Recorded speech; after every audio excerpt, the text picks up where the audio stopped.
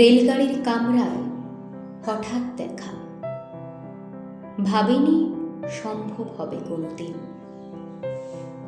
আগে ওকে বারবার দেখেছি লাল রঙের শাড়িতে, ডালিম ফুলের মতো রাঙা।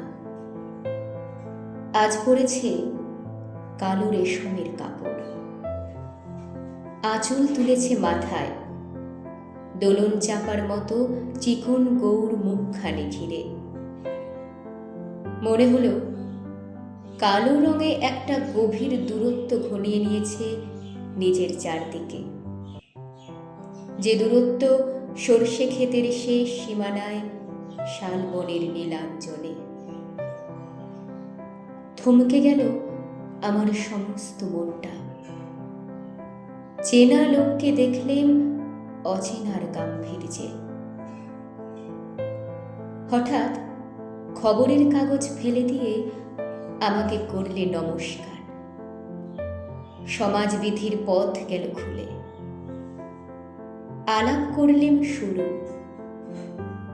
কেমন আছো, কেমন চলছে সংসার, ইত্যাদি।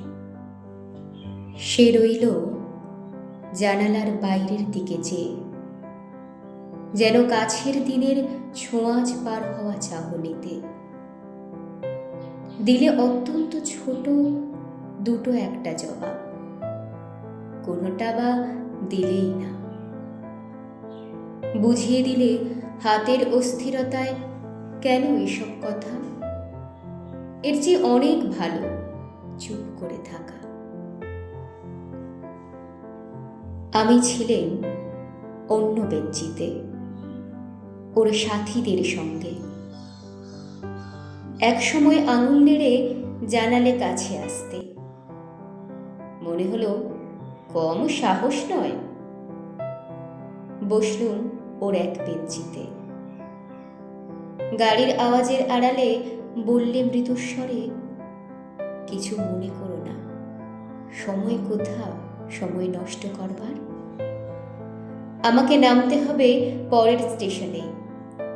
দূরে যাবে তুমি, দেখা হবে না আর কোনো দিনই। তাই যে প্রশ্নটার জবাব এতকাল থেমে আছে, শুনবো তোমার মুখে।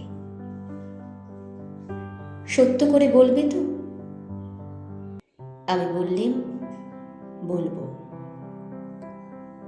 বাইরের আকাশের দিকে তাকিয়েই শুধুলো, আমাদের গেছে যেদিন একেবারেই কি গেছে, কিছুই কি নেই বাকি। একটুকু রইলেম চুপ করে, তারপর বললেন, রাতের সব তারাই আছে দিনের আলোর গভীরে। খটকা লাগলো, কি জানি বানিয়ে বললেন নাকি।